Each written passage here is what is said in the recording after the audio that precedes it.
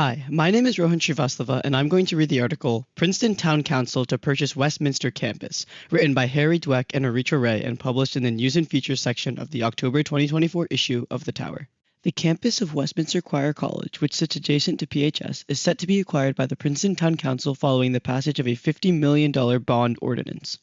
The status of the property, which is currently owned by Rider University, had been uncertain ever since Rider decided to move its well-known music program from Princeton to their Lawrenceville campus. The only active organization on the campus is the Westminster Conservatory of Music, which offers music lessons and other programs to local residents. The remaining 28 acres are largely unused. In 2018, a Chinese company attempted to purchase the property, but the deal fell through.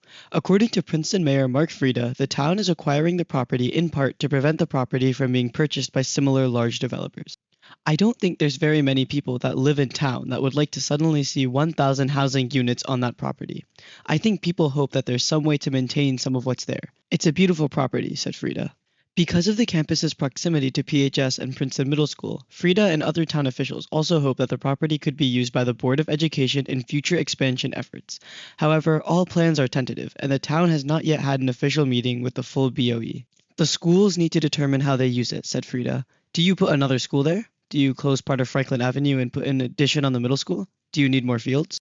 The current $50 million ordinance only covers the acquisition of the property and minor repairs to the buildings.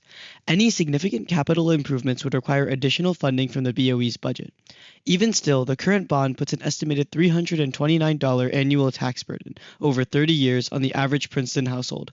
To help lower this cost, the town is planning on potentially renting out the space to local organizations. While Mayor Frieda said that he has not personally heard any resistance to the plans, he understands that the purchase could jeopardize the only existing program on site, Westminster Conservatory. Dr. Ruth Ox, the current director of Westminster Conservatory's Community Orchestra, believes that special care must be taken to ensure the institution can continue in Princeton. The Westminster Conservatory is the strongest and largest musical asset that the Princeton community owns, said Ox. It is a unique and special opportunity for accomplished individuals from different backgrounds and generations to come together and unite and learn from each other. The curriculum development and programming has become challenging due to lack of clarity of the conservatory's future, even in the near term, according to Ox. She also described the uncertainty that conservatory faculty have felt because of unclear messaging from the various parties involved in the acquisition process. We have no idea what comes on January 1st, said Ox. We're hoping that the things will just continue through the end of the year. Beyond that, it's quite hard to imagine. In the long term, Ox hopes that the conservatory could potentially partner with existing arts organizations. I would hope, if there comes a point when, and this is 100% hypothetical, that if the Westminster Conservatory somehow needed to find independent partnership, that there are arts organizations in the area that we might find fruitful partnership with, said Ox. Faculty at Westminster continue to focus on their students and the community music school's importance to Princeton. Suzanne Lehrer, the director of the Honors Music Program at Westminster, is anxious about the slow decline in support for the conservatory over the years, but is hopeful for a positive end result. I'd just be thrilled if someone would be willing to support the conservatory. As long as we can continue having a community music school in Princeton, then whatever works will be fine, said Lehrer. Rider University has said that the conservatory will continue to operate through the end of this academic year. However, beyond that, plans are still uncertain, according to Christine Brown, Rider University's Vice President of External Affairs. The municipality has recognized the value of the conservatory for the community, and at this time, we expect the conservatory will continue to operate in Princeton through June of 2025, said Brown.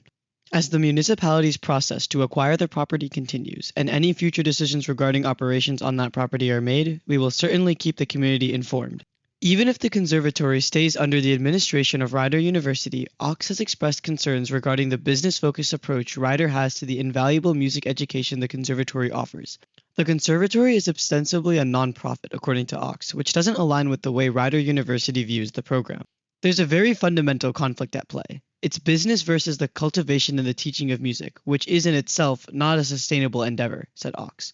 I would love Rider University to find a way to continue the relationship with the conservatory because I really like continuing to have a relationship with Westminster Choir College. Robert Loughran, the director of the PHS Orchestra program, believes that if the deal goes through and Rider University sells the conservatory could potentially return to its old level of activity. It would be great to see it return to its vibrancy, said Loughran. The orchestra performs there every spring, so I'm all for the purchase. One of the major barriers to the acquisition of the land remains the outstanding legal challenges from Rider University and Princeton Theological Seminary. Because the trust that initially founded Westminster Choir College in the 1930s stipulates that the property must be used for the purpose of training ministers of music for evangelical churches, a group of Westminster Choir College affiliates are contending that the town cannot use the land for recreation or public schools. However, the town is planning on fighting this lawsuit through the concept known as eminent domain, the power the government has to seize private land and convert it for public use. This power, historically used to facilitate transportation and create public buildings, is being considered in this case to facilitate the potential expansion of the public schools. We assume that the legal hurdles will be resolved and allow us to move forward. But while we're pretty confident of that, nothing's for certain until it happens, says Frida.